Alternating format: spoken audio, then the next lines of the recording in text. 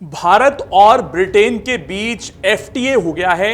ये खबर तो आपने कई बार सुनी होगी, लेकिन अब आखिरकार जो है ये इंप्लीमेंट हो गया, यानी कि धरातल पर आ चुका है। ऐसे में आपके जीवन पर इस एफटीए का क्या असर होने वाला है, कौन सी वो चीजें हैं जो सस्ती हो जाएंगी, और जो भारत व्यापार करता है ब्रिटेन के साथ उससे भारतीयों को क्या फायदा होगा, इस वीडियो में हम आसान भाषा में समझने की कोशिश करेंगे। इसलिए इसको आखिर तक जरूर देखिएगा और इस पर जो भी आपकी राय बने उसे कमेंट बॉक्स में जरूर बताइएगा।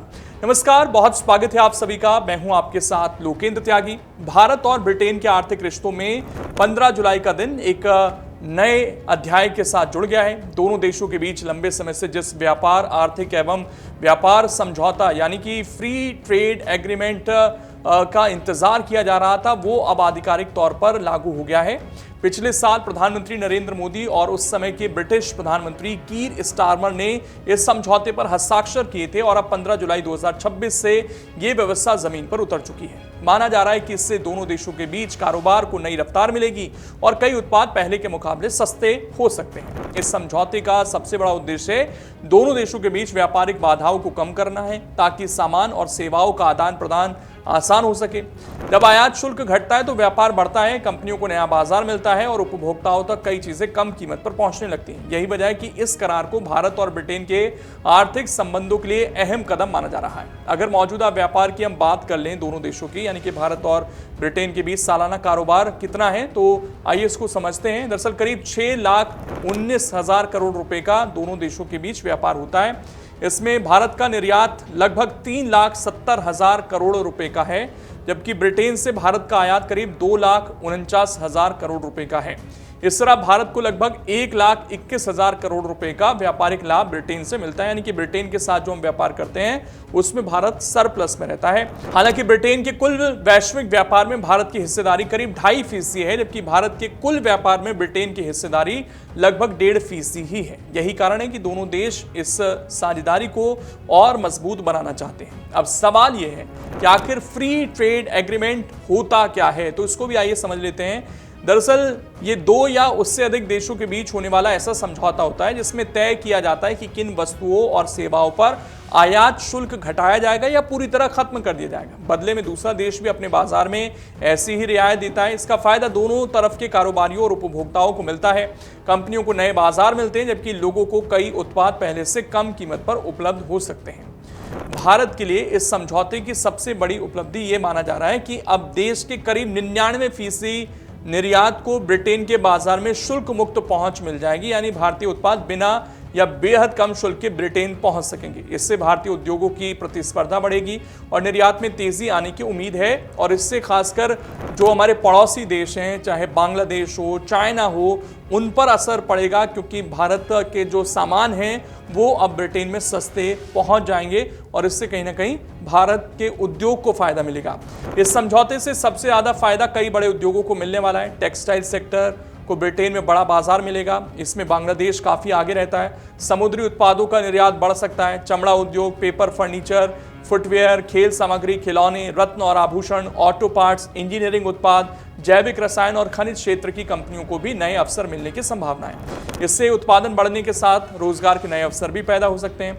अब बात करते हैं भारत में क्या क्या सस्ता हो सकता है। भारत ने ब्रिटेन से आने वाले करीब 90% उत्पादों और सेवाओं पर चरणबद्ध तरीके से आयात शुल्क यानी कि इंपोर्ट ड्यूटी कम करने का फैसला किया है। सबसे ज्यादा चर्चा स्कॉच विस्की को लेकर है। अभी तक जिस पर 150% आयात शुल्क लगता था, वो समझौते के लागू होते ही घटकर 75% हो जाएगा और अगले 10 वर्षों में इसे 40% तक लाया जाएगा। यानी आने वाले समय में ब्रिटिश स्कॉच विस्की पहले की तुलना में काफी सस्ती हो सकती है। ब्रिटेन से आने वाली कारों पर भी बड़ा असर देखने को मिलेगा। अभी इन पर करीब 110% से ज्यादा आयात शुल्क लगता है, लेकिन समझौते के तहत इसे घटाकर 10% तक लाया जाएगा। हालांकि इलेक्ट्रॉनिक, हाइब्रिड और हाइड्रोजन कारों को ये रियायत 6ठे वर्ष से मिलेगी, ताकि शुरुआती 5 वर्षों तक भारतीय ईवी उद्योग को पर्याप्त सुरक्षा मिल सके। इसको बढ़ावा देने की कोशिश लगातार सरकार कर रही है।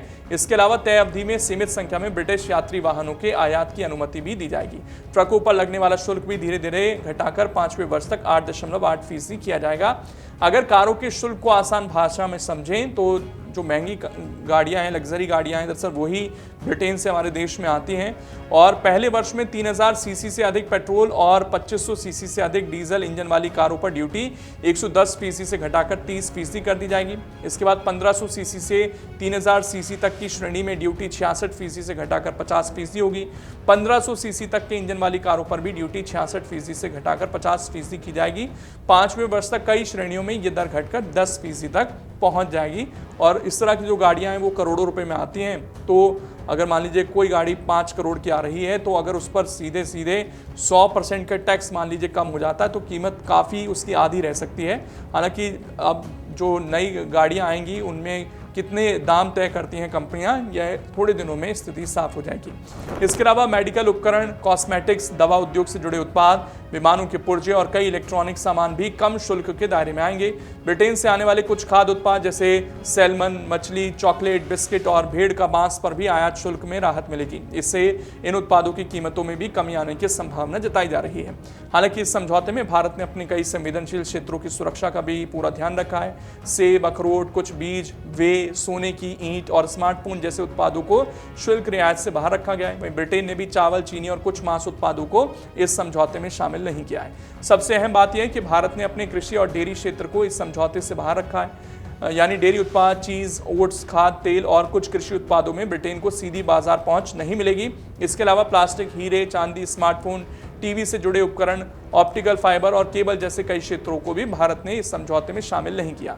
वहीं पेट्रोलियम उत्पाद, इसके अलावा सिरेमिक, कई रासायनिक उत्पाद, एयरक्राफ्ट इंजन और कुछ इंजीनियरिंग उपकरणों पर शुल्क में कटौती बहुत लंबे समय में लागू की जाएगी ताकि इन सेक्टर्स को भी ज़्यादा परेशानी न आए। कुल मिलाकर भारत और ब्रिटेन के बीच लागू हुआ ये मुक्त व्यापार समझौता दोनों देशों की अर्थव्यवस्था के लिए अहम कदम माना जा रहा है। इससे भारतीय जो एक्सपोर्टर्स हैं उन्हें नया बाजार मिलेगा, कई उद्योगों को मजबूती मिलेगी और आने वाले वर्षों में भारतीय उपभोक्ताओं को कुछ विदेशी उत्पाद पहले के मुकाबले सस्ते मिल सकते हैं।